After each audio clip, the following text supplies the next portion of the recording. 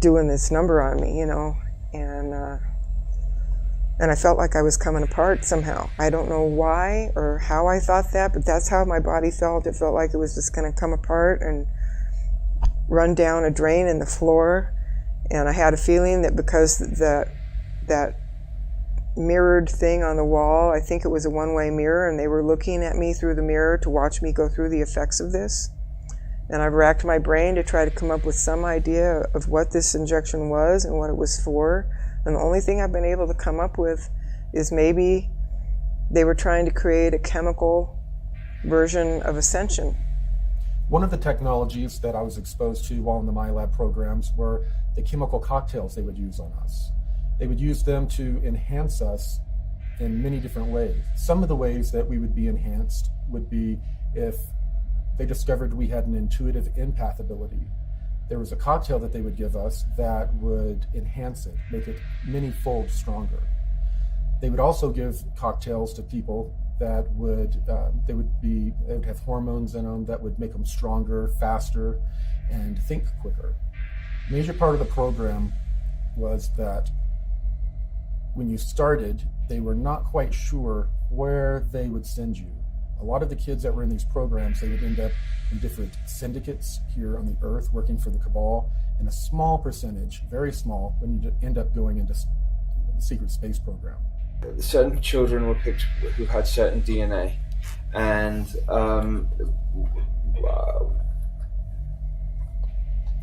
I was connected with that. And what they did was, when we were like 5 and 6 years old, they took us there, and they trained us, and we learned and we trained and we did all sorts of operations when we were there. Now, when I was 5 years old, my parents moved to Los Angeles at the time, out of the blue, and I was living on Sepulveda Boulevard, and the Mars jump rooms for children were on at 999 Sepulveda Boulevard. I now know. So and I didn't know. So I had these memories before I knew that this particular information about these Mars jump rooms on Sepulveda Boulevard. It was a lot of training. So say from 5 years old to 25 years old was spent there, and I know some of the people now who are back here. But what they did then at the end of the Mars, at the end of that thing, is they used age regression technology, brought us back to 5 years old, and then placed us exactly back to where we were. The reason so few went into the secret space program was that most of the participants, almost all of the participants, are pulled from various military branches. They bring people in to the military, send them through training, testing, find out where their skills lean, and if they have the fortitude for this type of mission, and then they're invited in or drafted in, and they'll serve a 20-year term. And this is referred to as the 20 and back.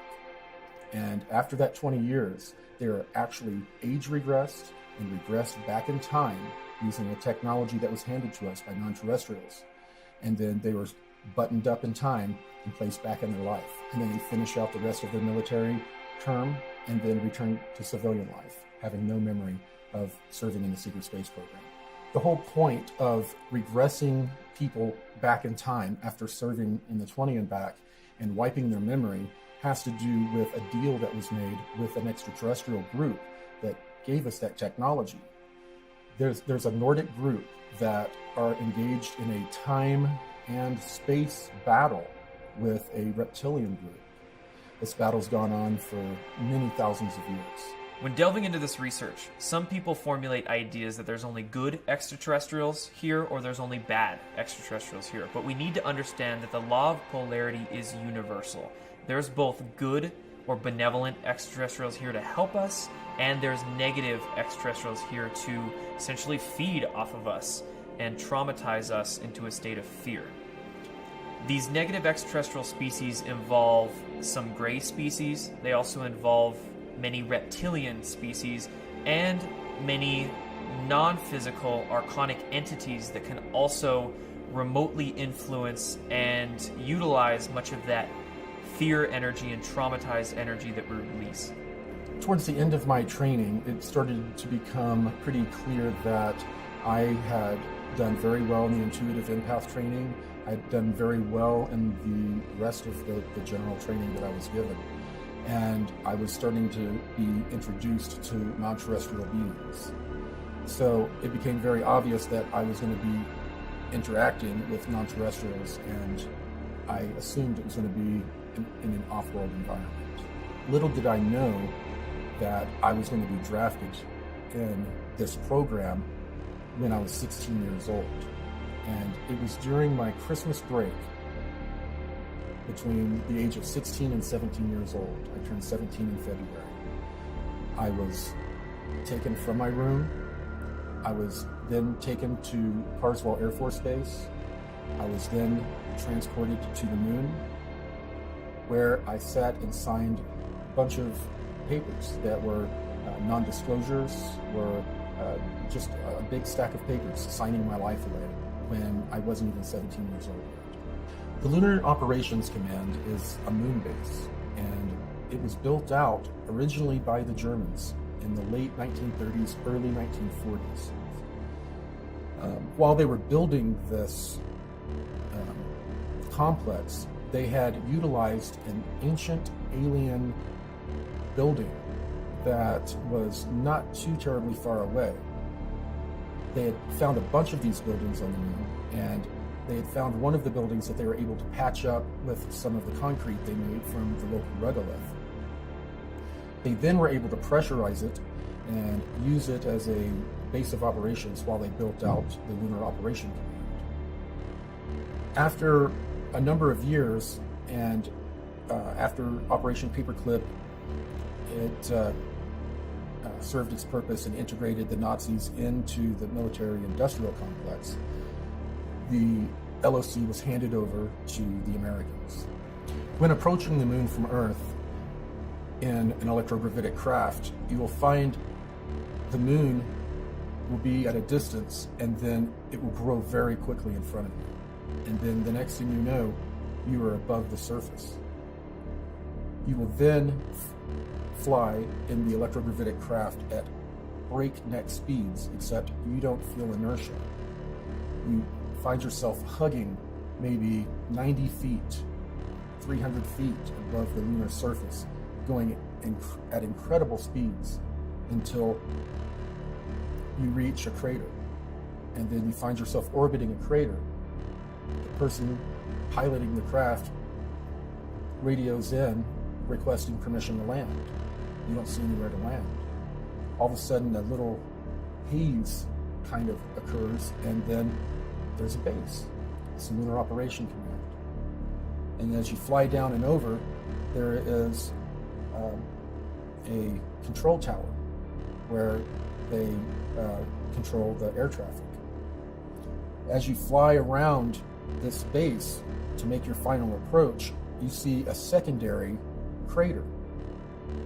And as you fly down into that crater, it's fairly deep, and you end up popping out into a lava tube section where you immediately see a giant building built into the middle of that lava tube that blocks it. And it's built kind of like the shape of a bell.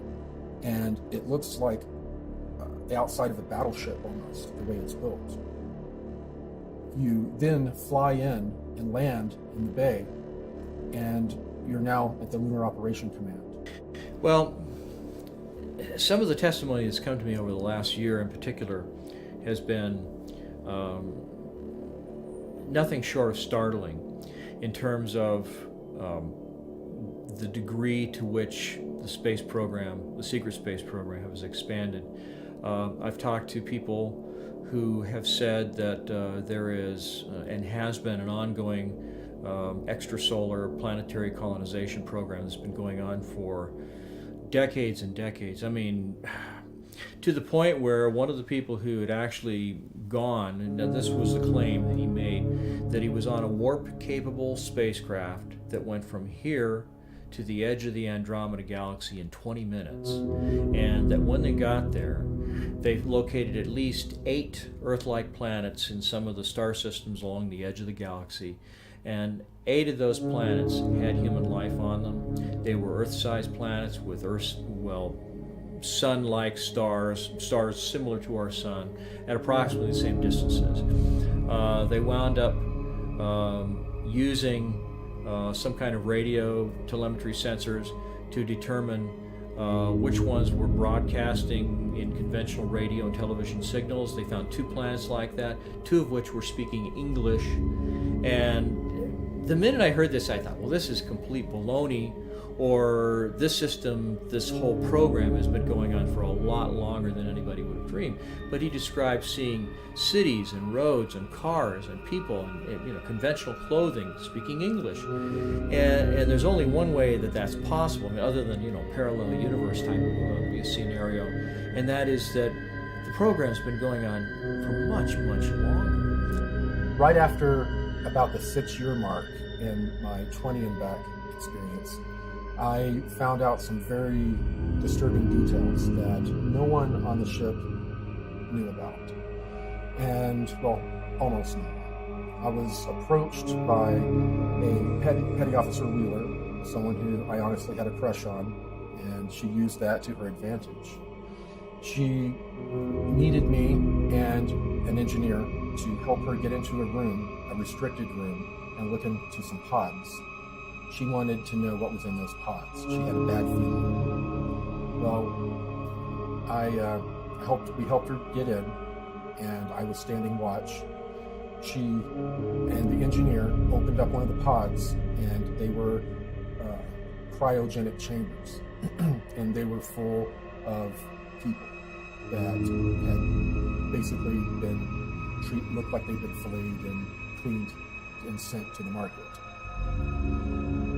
While I saw this a little bit from a distance, some gas was escaping from this pod, and it overcame the petty officer and the engineer, and they collapsed. And as I was turning to run through the door I was watching through, I collapsed. After I came to in the sick bay, they had explained that the 2 others had died in the accident, and that I was being held for debriefing.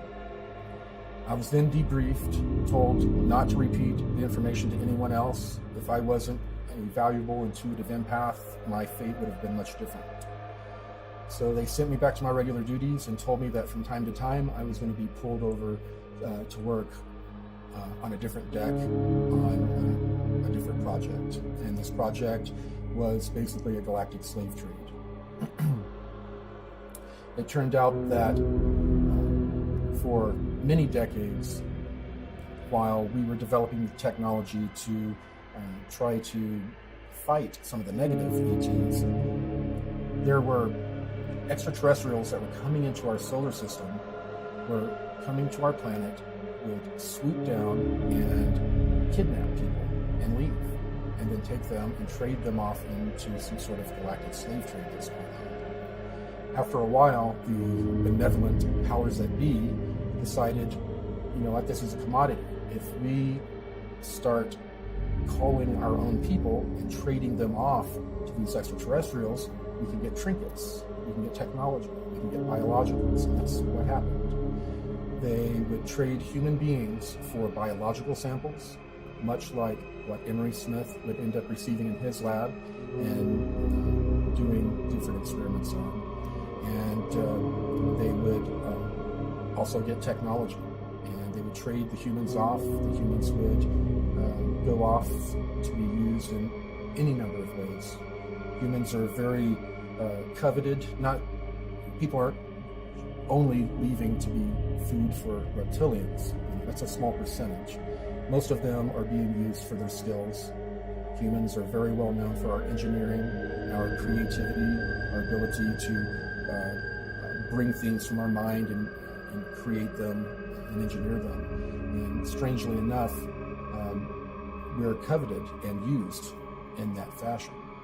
So the Cabal group has been basically utilizing human beings as a resource. So it's little